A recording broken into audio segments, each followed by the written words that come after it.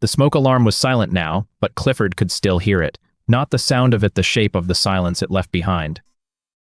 He stood in the doorway of his own bedroom, 79 years old, a retired land surveyor who had mapped half the county with his own two hands, and he watched two men in cheap suits carry out his wife's oak dresser. The one with the bad toupee held the corners like he was moving a refrigerator, scraping the banister. Clifford saw the Gouge appear in the wood a pale, raw streak through the varnish, and he felt it in his own ribs. Rose was on the lawn. She had not cried. She stood in her gardening coat, the one with the torn pocket where she kept seed packets, and she held a cardboard box against her chest. Inside the box, a theodolite from 1967, brass and steel, its original case lined with green felt. Her hand rested on the lid, not clutching, resting. As if the instrument were a living thing that needed calm. The younger man, the lawyer, the one who had handed them the paper, stood on the porch and checked his phone. He did not look at them. He had already looked at them enough, in that particular way people look when they are certain they will never see you again. "You have 30 minutes, he said. Clifford did not move. He stood on the cracked concrete of the front walk, the same walk he had poured in 1972, and he watched the movers take a painting off the wall. A watercolor Rose had done of the valley in autumn. She had painted it from the ridge behind the house, the same ridge where Clifford had set up his transit in 1968 to survey the first subdivision in the county's modern Plat book. That painting had hung in the dining room for 51 years. When the man with the toupee lifted it off the hook and carried it past him without a word, Clifford felt something go quiet in his chest. Not anger. Something older.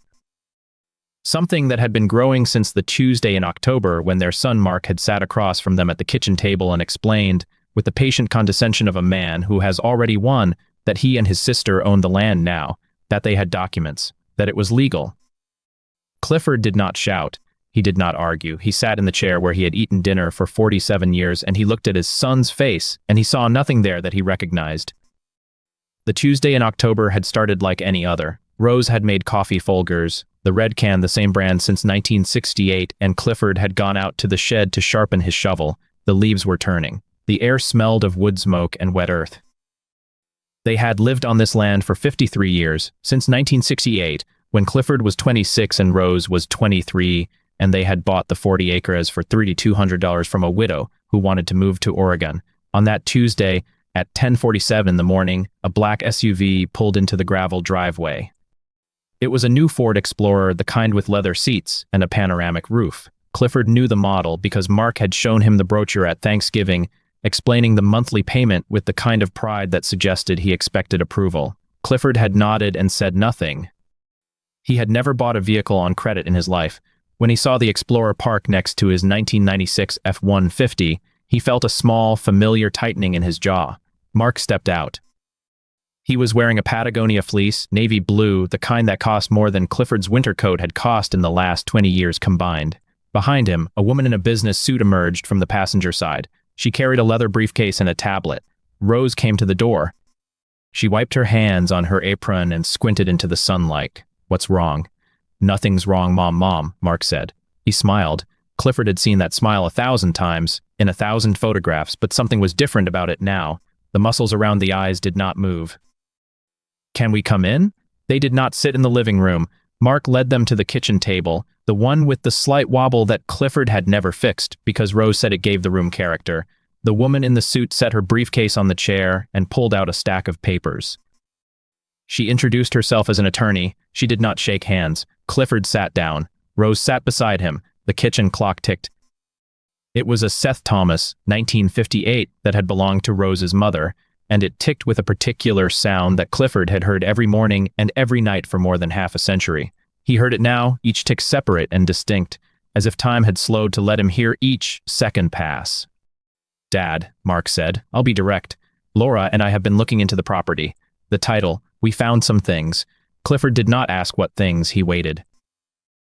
He had learned to wait in Vietnam, in 1966, when he had lain in a rice paddy for 14 hours with a broken collarbone, waiting for the medevac that he could hear but could not see. He learned that the best thing to do, when someone is trying to make you react, is to give them nothing. Mark had to keep talking. He shifted in his chair. The leather of his belt creaked. "There's a transfer document from 1998. You signed it, Dad. You and Mom. It transfers the property to a trust. Laura and I are the beneficiaries. Rose's hand moved. She reached for Clifford's hand under the table. Her fingers were cold. "I don't remember signing anything in 1998, Clifford said. "You did," the attorney said. She pushed a piece of paper across the table. "Here is the document. Your signatures are at the bottom." Clifford looked at the paper. He did not touch it. He looked at the signatures, two blue ink scrawls at the bottom of a page, and he felt something cold settle into the space behind his sternum. The signatures looked like his. They looked like Rose's, but they were not his. He knew his own hand. He had drawn lines on paper for 40 years, lines that had to be accurate to within 1/100th of a foot, lines that represented property boundaries that families had lived on for generations. He knew the exact pressure his pen made against paper. He knew the way his capital C drifted slightly to the left because of the arthritis in his right thumb. These signatures were too clean. They had been traced. He did not say this. He looked at Mark instead. His son was looking at the table, at the grain of the wood, at the slight wobble that Clifford had never fixed. Clifford said, "Show me the property description." The attorney slid another page across the table. Clifford picked it up. He read it once. He read it twice. He read it a third time, and then he felt the cold thing in his chest begin to thaw, replaced by something else. Something that felt like the moment when you finally find the error in a set of calculations after 3 hours of searching. The legal description cited Lot 47, Block 3 of the Westwood Addition. Clifford had surveyed the Westwood Addition in 1974. He had driven the stakes himself. He had drawn the plat by hand, in ink on linen, because that was how it was done then. There was no Lot 47 in Block 3. There were 46 lots. He knew this because he had counted them 100 times in the field and on paper, and because the county plat book still showed the original drawing, which had never been amended. He did not say this either. He folded the paper and handed it back to the attorney. "I'd like to see the original document," he said. "This is a certified copy," the attorney said. "I'd like to see the original." "That's not possible." "Why not?" The attorney looked at Mark. Mark looked at the table. Clifford stood up. He walked to the hallway closet, where he kept his survey maps in a metal box. He opened the box and pulled out the original plat for the Westwood Addition, drawn in 1974, signed by him, stamped by the county. He brought it to the kitchen table and laid it flat. "Show me Lot 47, he said. The attorney did not respond. "Show me," Clifford said again, "the lot that you claim my wife and I transferred to your trust." The attorney did not look at the plat. She looked at Mark, and Mark, for the first time since he had walked through the door, looked at his father. Not as a son looks at a father, but as a man looks at another man who has just said something that cannot be answered. Clifford knew. He had known from the moment he saw the property description, but now he knew it in his bones. The transfer was a forgery. The lot did not exist. His children had tried to steal his land with a document so poorly researched that it cited a piece of paper that had never been drawn. Knowing it and proving it were two different things. The attorney recovered quickly. She was good at her job. She smiled, a practiced smile that did not reach her eyes, and she said, "We'll need to verify this. In the meantime, the trust holds the deed. The property is no longer yours. You have 30 days to vacate." Clifford and Rose spent the next 30 days in a state of suspended animation. They did not fight the eviction. They could not afford a lawyer, and the legal system moved too slowly for two people in their late 70s. They packed their lives into boxes. Clifford spent hours in his workshop, wrapping his tools in oilcloth, labeling each one with the date he had bought it and the job he had used it for. Rose went through her recipe box and found the index cards written in her mother's handwriting, the ones for bread and pie crust, and the chicken soup that had cured every cold their children had ever had. They moved into a motel on the highway, the Sunset Inn, where the carpet smelled of bleach and the heater rattled all night. The room had 2 beds, a microwave, and a small refrigerator that hummed with the sound of a dying insect. Rose put her recipe box on the dresser. Clifford set his theodolite case on the floor beside his bed. They had been married for 53 years. They had raised 3 children in the house on the 40 acres. They had paid off the mortgage in 1987. They had planted the oak tree in the front yard when Mark was born, and the maple when Laura was born, and the cherry tree when the youngest, Peter, was born. The oak was 70 feet tall now. Clifford had calculated its approximate height one afternoon in 2019. Using a simple trigonometric method he had learned as an apprentice surveyor, he had stood at a measured distance from the trunk, sighted the top of the tree through his theodolite, and done the math in his head. 56 feet, give or take. Now he sat on the edge of a motel bed and stared at the theodolite case and did not open it. Survival required routine. Rose understood this better than Clifford. She woke every morning at 6, made coffee in the motel's tiny coffee maker, and sat by the window with her index stamp. The stamp was brass, with a wooden handle worn smooth by 40 years of use. It had been her last official act as county recorder, stamping the final document of her career, a marriage license for a young couple who had been so nervous that the groom had signed his name on the wrong line. She had kept the stamp as a memento. Now she held it in her palm and turned it over and over, feeling the weight of it, the shape of it, the way the metal had warmed to her touch. Clifford began to walk. Every morning after coffee, he walked the perimeter of the motel parking lot. He counted his steps. He noted the cracks in the asphalt, the angle of the light, the way the gravel shifted under his boots. He had walked the boundaries of 1,000 properties in his career, and walking helped him think. The rhythm of his feet, the repetition, the way his mind settled into the same steady state it had reached when he was sighting through a transit and waiting for the bubble to settle. On the third morning of his walks, he noticed something. The motel was on a piece of land that had once been part of a larger parcel, divided and subdivided over the decades until it had become this: a strip of asphalt, a row of doors, a neon sign that flickered when the wind blew. Clifford could see the history of the land in the way the parking lot met the road, the way the utility poles were placed, the way the drainage ditches had been cut. He could read the landscape the way other people read books. The landscape he wanted to read was his own. The 40 acres he had bought in 1968, the land where his oak tree stood and his maple and his cherry tree, the land where his children had learned to ride bicycles and his grandchildren had learned to catch fireflies, the land that his son had stolen with a piece of paper that cited a lot that did not exist. On the fourth morning, he opened the theodolite case. The instrument was a Wild T2 in 1965, serial number 70934. Clifford had bought it used in 1967 from a surveyor who was retiring, paying $1,200, which was most of his savings at the time. The theodolite was heavy, solid, German-made, with brass gears and a glass reticle that had been hand-etched. It was not a museum piece. It had been used hard for decades, and the brass had worn to a soft patina on the points where Clifford's fingers had held it. But it was still accurate. Clifford had tested it every year, and it had never drifted more than 2 seconds of arc. He lifted it out of the case and set it on the motel's small table. The morning light caught the glass. He sighted through the eyepiece and adjusted the focus, and the world snapped into clarity. The road, the telephone wires, the distant ridge where he had once set up a transit to survey the boundary between two farms that had been arguing about a fence line for 30 years. He had settled that dispute with a single measurement. The fence was 3 feet onto the wrong property. The farmer who had built it apologized and moved it. The dispute he faced now could not be settled with a measurement. The law was not geometry. The law was words on paper, and the words on the paper said that his son owned his land, even if the words were lies, even if the lot did not exist. Clifford took the theodolite apart. He cleaned the lenses with a soft cloth. He oiled the adjustment screws.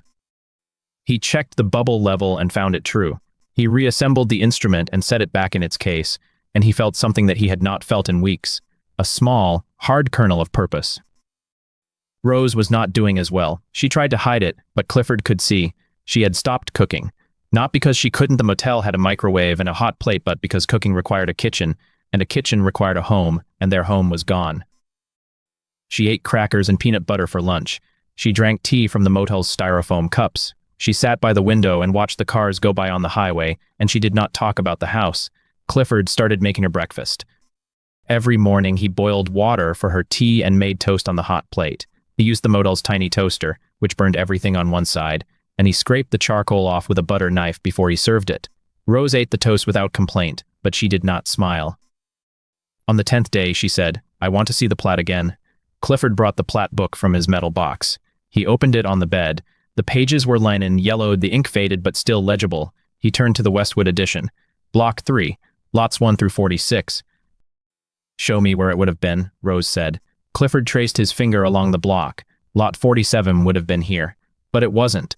The developer only planned 46 lots. The county approved 46 lots. I surveyed 46 lots. There was never a 47th. But the transfer says 47. The transfer says 47. Rose stared at the Plat for a long time. Her finger found the spot where lot 47 would have been if it had existed, and she pressed down as if she could will it into being. "They forged our signatures," she said. "Yes. And they used a lot number that doesn't exist." "Yes." She looked up at him.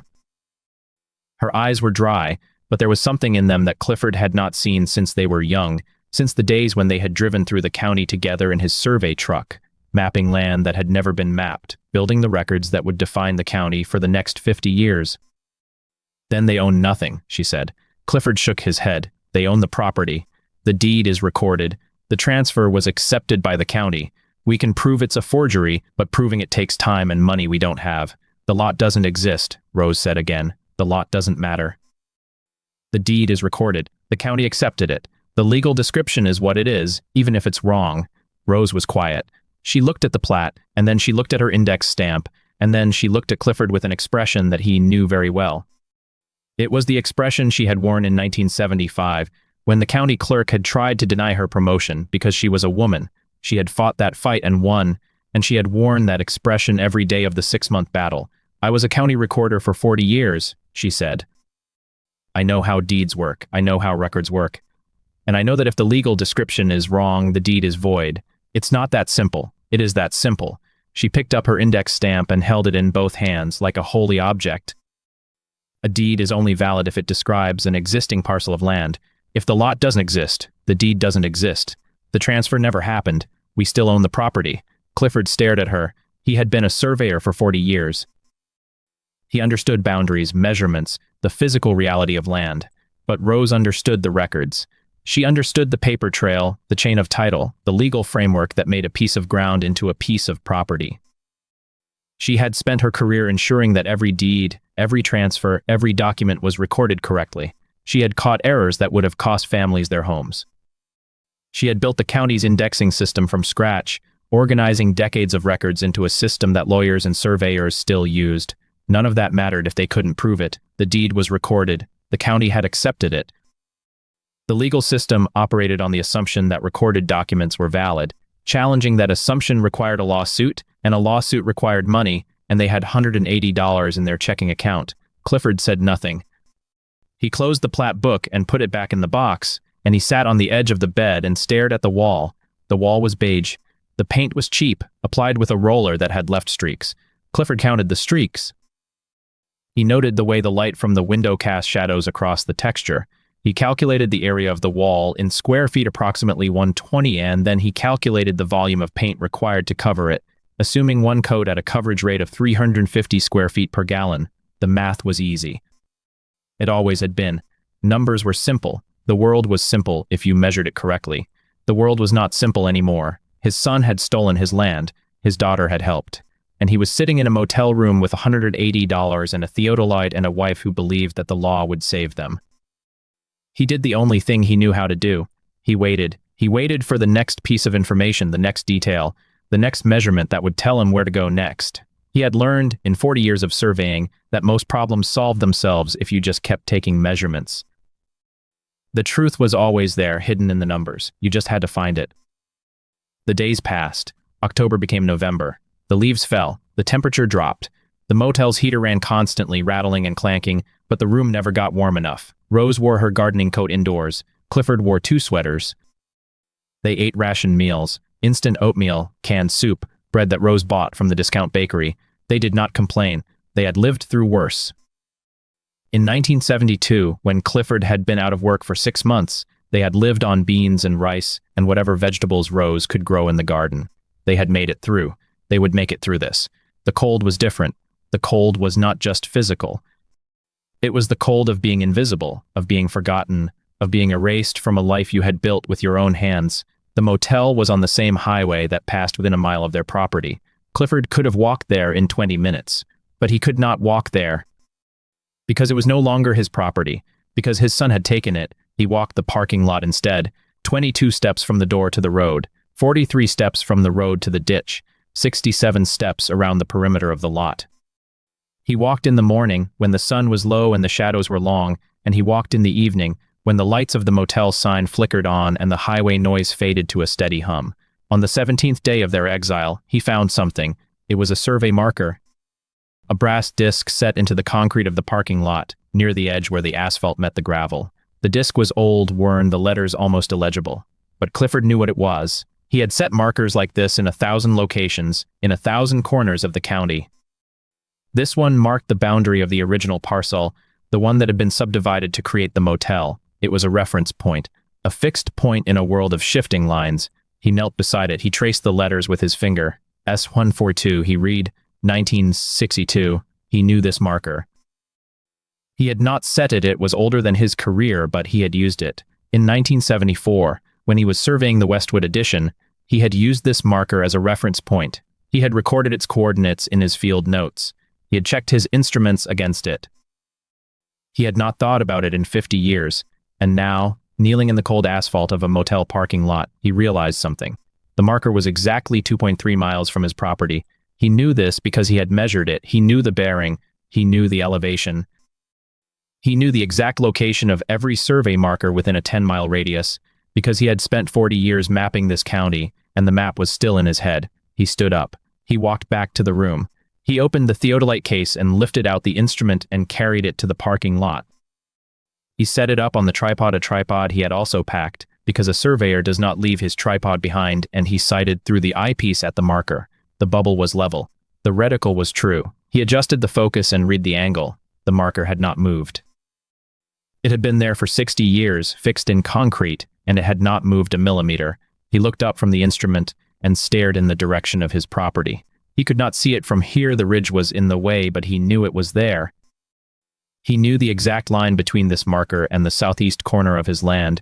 He had walked that line in 1968 with a machete and a compass, cutting through brush and briars to mark the boundary of the land he had just bought. Something occurred to him.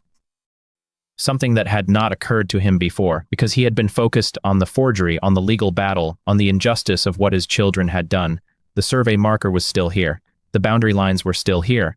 The land was still here. The only thing that had changed was the paper. He went back to the room and told Rose what he was thinking. "The deed is recorded," he said, "but the deed is wrong. The lot doesn't exist. The transfer never happened. We still own the property. The county records still show us as the owners of record, because the transfer was invalid from the start." Rose looked at him. "We've been over this. We've been over the legal side, but I've been thinking about the physical side, the land itself. The land doesn't care what the paper says. The land is still there. The boundaries are still there, and I can prove it. How? By resurveying the property, by showing that the lot described in the transfer doesn't exist, by proving, with measurements and markers and the original plat, that the deed is void." Rose shook her head. "You can't reserve a property that you don't own. You can't go onto the land." Mark changed the locks. He put up a fence. He called the sheriff and told them you were trespassing. "I don't have to go onto the land," Clifford said. "I can survey it from the road. I can sight from the public right-of-way. I can use the markers I set 50 years ago. They're still there. They haven't moved." Rose was silent. She held her index stamp and turned it over in her hands. The brass was warm from her touch. She had used that stamp to certify thousands of documents, to seal thousands of transfers, to make thousands of pieces of paper official. She had believed in the system. She had believed that if you followed the rules would protect you. The rules had not protected them. The rules had been used against them. The rules had been bent and broken by people who knew how to bend and break them. She looked at Clifford and said, "Do it." The next morning, Clifford woke before dawn. He dressed in the clothes he had saved from the house, work pants, a flannel shirt, a canvas jacket that had belonged to his father. He laced his boots Redwing, 1983, resoled 4 times. He lifted the theodolite case and carried it to the truck. The truck was not his. The truck had been repossessed. The bank had sent a man with a tow truck on the 3rd day after the eviction, and Clifford had watched from the motel window as his 1996 F-150 was lifted onto a flatbed and driven away. He had not cried. He had not shouted. He had sat on the edge of the bed and stared at the spot where the truck had been parked, and he had felt something close to the center of himself go quiet. He walked. He carried the theodolite in its case, the tripod strapped to his back, and he walked the 2.3 miles to his property. The sun was rising. The air was cold, and his breath fogged in front of him. He walked along the shoulder of the highway, past the gas station where he had bought gas for 30 years, past the diner where he and Rose had eaten breakfast every Saturday for 40 years, past the church where his children had been baptized and his grandchildren had been christened. The walk took 40 minutes. He did not stop. He did not rest. He was 79 years old, and his knees ached and his back ached, and his hands were stiff with arthritis. He kept walking, because the land was still there, and he was still a surveyor. He reached the edge of his property at 7:14 a.m. He stopped at the corner, where the county road met the old fence line. The fence was gone now. Mark had torn it down and replaced it with a chain-link barrier, 6 feet high, with a gate and a padlock. Clifford stood on the road, on public land, and he looked at his property. The oak tree was still there, the house was still there. The garden was overgrown, the grass tall, the driveway empty. There was a for sale sign in the front yard, planted by a real estate company that Clifford had never heard of. He did not look at the house. He looked at the ground. He looked at the corner marker he had set in 1968, a steel pin driven into the earth at the intersection of 2 boundary lines. The pin was still there. He could see it, just inside the chain-link fence, a small metal disc that had been there for 55 years. He set up the theodolite. He planted the tripod on the shoulder of the road, on public land, and he leveled the instrument with the same care he had used 1,000 times. He sighted through the eyepiece. He focused on the marker. He read the angle. The marker was still there. The boundary was still there. The land was still there. Something was wrong. He adjusted the focus and looked again. The marker had been moved, not by much, maybe 3 inches, but it had been moved. Clifford knew this because he had set the marker himself. He had driven it into the ground with a sledgehammer, and he had measured its position relative to 3 fixed reference points. The marker had been exactly 147.32 feet from the oak tree, exactly 212.8 feet from the corner of the house, and exactly 389.41 feet from the survey marker on the ridge. The marker was now 147.10 feet from the oak tree. The difference was 0.22 feet, a little over 2.5 inches. 2.5 inches was enough. 2.5 inches meant that someone had moved the marker. 2.5 inches meant that the boundary had been altered. 2.5 inches meant that the survey had been tampered with. Clifford measured again. He checked the angle. He checked the distance. He checked the elevation. He measured 3 times, as he had been taught, and he recorded the results in the field notebook he had carried in his pocket for 40 years. The marker had been moved. The boundary had been shifted. The property lines had been altered. He looked at the house. He looked at the oak tree. He looked at the marker that someone had tried to move, and he understood what had happened. Mark had moved the marker. Mark, or someone Mark had hired, had pulled the pin and reset it a few inches to the north, shifting the boundary line to create a new lot, a lot that did not exist. A lot that Mark had then used to forge the transfer. The original marker was still there. Clifford knew where it was. He had driven it himself. He knew the exact location to within 1/100th of a foot because he had measured it and recorded it and checked it and double-checked it. He found it.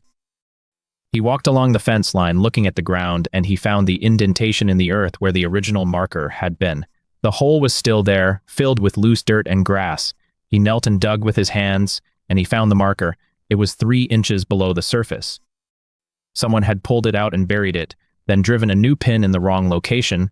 Clifford lifted the marker out of the ground. It was steel, rusted, the stamp worn almost smooth. But he knew it. He had held it in his hands in 1968. He had driven it into the earth with a sledgehammer, and he had said to Rose, who was standing beside him, "There, that's ours." The marker was the same. The land was the same. The only thing that had changed was the paper. He put the marker in his pocket. He packed up the theodolite. He walked back to the motel, 2.3 miles, and he showed Rose what he had found. Rose held the marker in her hands. She turned it over. She read the stamp C117C, the same stamp she had recorded in her ledgers 40 years ago. The same marker she had seen Clifford drive into the ground when they were young and the land was theirs. They moved it. She said, "They moved it. They moved the marker, and then they used the new location to create a lot that didn't exist." Yes, Rose was not angry. She was something else. She was thinking. She was holding the marker in one hand and her index stamp in the other, and she was connecting dots that Clifford could not see. "The transfer was recorded in the county records," she said, "but the transfer cites a lot that doesn't exist. The lot was created by moving the marker.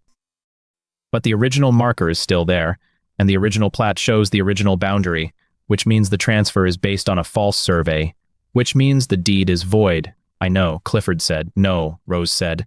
"You don't understand. I was a county recorder. I know how the system works. If the deed is void, then the property reverts to the previous owner. That's us. But there's something else." "What?" Rose looked at him. Her eyes were clear. Her hands were steady. "If the transfer is based on a false survey, then the person who moved the marker committed a crime. Survey tampering is a felony, and I know who did it." "Mark," Rose said. She did not stop there. She kept talking, her voice low and steady, the voice she had used in 1,000 county commission meetings when she was explaining the law to men who thought they knew better. Mark didn't move the marker himself. He's not strong enough. He's not smart enough. He hired someone, and whoever he hired left evidence. Tire tracks, tool marks, footprints. The ground was soft when they did it. The ground was wet. They left impressions. Clifford went back. He walked the 2.3 miles again with a camera and a measuring tape, and he documented everything. He photographed the tire tracks in the grass. He measured the distance between them. He photographed the tool marks on the marker, the scratches where a wrench had been used to loosen the pin. He photographed the footprints, the boot prints, the impressions in the soft earth. He spent 3 hours on the road shoulder documenting the evidence. He used the theodolite to establish the original boundary line, using the reference points that had not been moved. He calculated the original position of the marker based on the original plat and his own field notes from 1968. He measured the difference between the original position and the moved position. He recorded everything in his field notebook, in his neat, precise handwriting. When he returned to the motel, Rose was not there. The room was empty. Her index stamp was on the dresser, and her recipe box was on the bed, but Rose was gone. Clifford sat down. He waited. He did not panic. He had learned in 40 years of surveying that panic was a waste of energy. The land was still there. The evidence was still there. Rose would come back. She came back 2 hours later. She walked through the door with a folder in her hand. The folder was thick, manila, worn at the edges. She set it on the bed and opened it. Inside were documents. Old documents. Deeds and surveys and plat maps, dating back to 1968. Rose had been to the county recorder's office. She had used her old connections, the people she had worked with for 40 years, and she had pulled the original records. "I found something," she said. "What?" She pulled out a piece of paper. It was a survey, dated 1968, signed by Clifford. It showed the original boundary of the property, with the marker at the southeast corner. There was something else on the survey. Something Clifford had not noticed. Something that had been there for 55 years, hidden in plain sight. A note. In the margin, written in Clifford's own hand, reference point S142, bearing 247 degrees, distance 2.3 miles. Rose looked at him. "You recorded the bearing and distance to the survey marker at the motel. You did it in 1968. You wrote it down. Which means the relationship between the marker and the property is documented. It's in the county records. It's in your handwriting." Clifford took the paper. His fingers trembled slightly. He remembered now. He remembered the day he had recorded that note. It had been a small thing, an extra measurement he had taken because he liked to be thorough. He had never thought it would matter. 55 years later, it mattered. "This proves the marker was moved," he said. "If the original survey shows the marker at a specific bearing and distance from a reference point, and the current marker is at a different bearing and distance, then it's been tampered with. It's more than that," Rose said. She pulled out another document. "I found the original deed for the property, from 1942. It describes the boundary using a different reference point. A stone wall. The wall is still there, Clifford. It's on the property. I drove out to see it." Clifford looked at her. "The stone wall is the original boundary?" "Yes. And it's 40 feet east of where Mark's fence is." They sat in silence for a moment. The room was dim, the curtains drawn against the afternoon sun. The air smelled of old paper and dust. Clifford felt a shift in his chest, a settling of something that had been unsettled for years. "We have him," Rose said. "We have him." She called the county sheriff the next morning. She did not call Mark. She did not call the developer. She called the sheriff, and she asked for an investigation. She presented the evidence. Clifford's original survey notes, the deed from 1942, the photographs of the tire tracks and tool marks, the documentation of the moved marker. The sheriff was a young man, not the same sheriff who had been in office when Clifford was working, but he was competent. He listened. He took the evidence. He opened a case. Mark was interviewed 3 days later. He denied everything. He said he had no idea the marker had been moved. He said it must have been the surveyors he hired. He said it was a mistake, an honest mistake. But the tire tracks matched the tires on Mark's truck. The boot prints matched the boots he wore, and the tool marks on the marker matched the wrench in his toolbox. The sheriff found the wrench. It was still in Mark's garage with dirt in the teeth. Mark was arrested. He was charged with tampering with a survey marker, a felony. He was also charged with fraud for lying on the building permit application. The developer, it turned out, had known about the moved marker. He had paid Mark to do it. He was arrested too. The news spread through the county like wildfire. People who had known Mark for years, who had trusted him, who had bought his cars and his lies, turned away from him. His dealership suffered. His marriage suffered. His reputation was destroyed. Clifford did not gloat. He did not celebrate. He sat in the motel room with Rose, and he watched the news on the small television. He watched Mark being led away in handcuffs. He watched the developer's mugshot. He felt a quiet satisfaction, but not joy. It was more like justice, like a wrong had been set right. Rose reached over and took his hand. "It's over," she said. "It's over." Act 6. The call came 6 months later. Clifford was in his own house, the house he had built in 1969, the house he had never sold. He had moved back after the trial. He had cleaned it up, painted the walls, fixed the roof. It was his again. Rose was there. She had moved in with him. She said it was temporary, but they both knew it wasn't. Her recipe box was on the kitchen counter. Her index stamp was on the desk. She had brought her life back to his. The phone rang. Clifford answered. Clifford, it was Mark's voice, but it was not the same voice. It was thin, broken, like a thread that had been pulled too tight. "Mark, I need your help." Clifford said nothing. He waited. "I lost everything. The dealership, the house, my wife. My kids won't talk to me. I'm living in a motel, the same motel you stayed in." "I'm in room 12, Clifford remembered room 12. It was at the far end, near the ice machine. It had a view of the parking lot. "What do you need, Mark?" "I need you to write a letter to the parole board. I'm up for parole next month. I need you to say I'm not a danger, that I've changed, that you forgive me." Clifford closed his eyes. He could hear Mark's breathing, ragged and uneven. He could hear the desperation in his voice, the same desperation that had driven him to move a survey marker, to steal land, to ruin a family. "I won't lie for you, Mark. I'm not asking you to lie. I'm asking you to tell the truth. I made a mistake. I paid for it. I've been in prison for 6 months. I've lost everything. Isn't that enough?" "It's not about enough," Clifford said. "It's about what's right. And what's right is that you face the consequences of your actions. I don't hate you, Mark. I don't even dislike you, but I won't help you escape the consequences." There was a long silence. Clifford thought Mark had hung up, but then he heard a sound, a small, broken sound like a sob. "Pleased. I have nothing left. I have no one.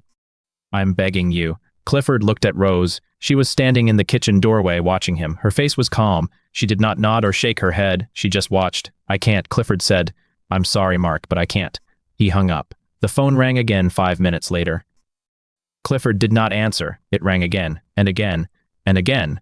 He unplugged the phone from the wall. Rose came over and sat beside him. She did not say anything. She just put her hand on his arm. "I feel like I should have said yes," Clifford said. "Why?" "Because the Christian thing to do. Forgive and forget." "Forgiveness doesn't mean forgetting," Rose said. "And it doesn't mean letting someone off the hook. It means letting go of the anger. You've done that, Clifford. You let go of the anger years ago. But that doesn't mean you have to lie for him." Clifford nodded. He looked out the window. The sun was setting, casting a golden light across the field. The survey marker was back in its original position. The fence had been moved. The land was whole again. "I never thought I'd see this day," he said. "What day?" "The day Mark would beg me for anything." He was always so sure of himself, so confident, so arrogant, and now he's nothing. He was always nothing, Rose said. He just didn't know it. 2 weeks later, Clifford received a letter. It was from Mark. The handwriting was shaky, the letters uneven, as if written in great haste or great pain. "Clifford," the letter began, "I know you won't write the letter. I know you won't help me. I don't blame you. I would do the same if I were you. I just wanted to say I'm sorry. Not because I want something from you. Because I am. I'm sorry for what I did to you. I'm sorry for what I did to Rose. I'm sorry for what I did to myself. I thought I was smart. I thought I could get away with it. I thought the land was mine, that I deserved it, that you were just an old man who didn't matter. I was wrong. You mattered. You matter. You always did. I'm in a bad place. I don't know if I'll get out. But I wanted you to know that I know what I did was wrong. And I'm sorry. Mark." Clifford read the letter twice. He folded it carefully and put it in his pocket. "What does it say?" Rose asked. "It says he's sorry. Do you believe him?" Clifford thought for a moment. "I don't know. But it doesn't matter. What matters is that I'm not angry anymore. I was angry for so long, Rose, for 55 years, and now I'm not." Rose smiled. "That's called peace, Clifford." "Is it?" "Yes." He took her hand. They sat in the kitchen, the letter in his pocket, the sun setting over the field, the survey marker standing straight and true. Act 7. Clifford and Rose fell into a quiet rhythm. Mornings were for coffee and the newspaper. Afternoons were walks along the boundary of the property, inspecting the fence, checking the marker. Evenings were for dinner and television and early bed. It was a small life, a quiet life. A life that Clifford had never imagined, but that he had always wanted. He was 92 years old. Rose was 87. They were old, they were tired, but they were together. The farmhouse had changed. Rose had painted the kitchen yellow. She had hung new curtains in the bedroom. She had planted a garden in the back, tomatoes and peppers and basil, and she tended it every morning. Clifford sat on the porch and watched her. He watched the sun rise and set. He watched the seasons change. Sometimes he thought about the land. He thought about all the surveys he had done, all the boundaries he had established, all the markers he had set. He thought about the people who had owned the land before him, the families who had farmed it, the children who had played in the fields. He thought about the future, about who would own the land after he was gone, but mostly he thought about Rose. He thought about the letter she had written him, the one she had never sent. He thought about the years they had lost. He thought about the years they had left. One afternoon in the fall, they were sitting on the porch. The leaves were turning red and gold and orange. The air was crisp. A breeze stirred the grass. "I have something for you," Rose said. She went inside and came back with a small box. It was wooden, hand-carved, with a brass latch. She set it in Clifford's lap. "Open it." He opened the latch. Inside was a survey marker, not a real one, but a replica made of wood and painted to look like the real thing. On the top, in neat letters, were the words, "Clifford and Rose, the boundary of our love." Clifford looked at her. His eyes were wet. "Where did you get this?" "I made it," she said. "I had it made by a woodworker in town. I wanted you to have something to remember me by. Something to remind you that the most important boundaries are the ones we set in our hearts." Clifford held the marker. It was smooth and warm in his hands. "I don't need a marker to remember you," he said. "I remember you every day." "I know," she said. "But I wanted you to have something to hold." He set the marker on the porch railing. It sat there, small and solid, against the sky. "I love you, Rose." "I love you too, Clifford." They sat in silence. The sun went down. The stars came out. The marker stood on the railing, a small, quiet monument to a love that had lasted a lifetime. Clifford died 2 years later. He died in his sleep in the bed he had built in 1969, with Rose beside him. She woke up to find him cold, his hand in hers, his face peaceful. She buried him on the property, under the oak tree where they had first met. She marked the grave with the wooden marker he had carved, the one that said Clifford, surveyor, friend. She did not cry. She had done all her crying years ago. Now she felt only a quiet, deep gratitude. She had loved him. He had loved her. They had found each other in the end. Rose lived another 3 years. She tended her garden. She walked the boundary. She checked the survey marker, making sure it was still straight and true. One day, she found a note tucked under the marker. It was written in shaky handwriting on a piece of lined paper. "Rose," it said, "I heard Clifford passed. I'm sorry. I know I don't have the right to say that, but I'm sorry for everything. I hope you find peace. I hope I find it too. Mark." Rose folded the note and put it in her pocket. She did not show it to anyone. She did not respond. The next morning, she went to the county recorder's office. She transferred the deed of the property to a land trust. It would be preserved forever, the boundary marked by the survey marker that Clifford had set in 1968. She kept the wooden marker from the porch. She took it with her to the assisted living facility, where she spent her last years. She kept it on her nightstand, next to her recipe box and her index stamp. On the day she died, she held the marker in her hands. She remembered Clifford's face. She remembered his voice. She remembered the day they had walked the boundary together, the day they had set the marker, the day they had found each other again. She closed her eyes. The marker slipped from her fingers and fell to the floor. It lay there, smooth and warm, a small, quiet monument to a love that had lasted a lifetime. And in the field, under the oak tree, the survey marker stood straight and true, marking the boundary of a land that would never be moved again. But the note from Mark, the one Rose had never answered, stayed in her pocket, unread, unresolved, waiting for a peace that would never come.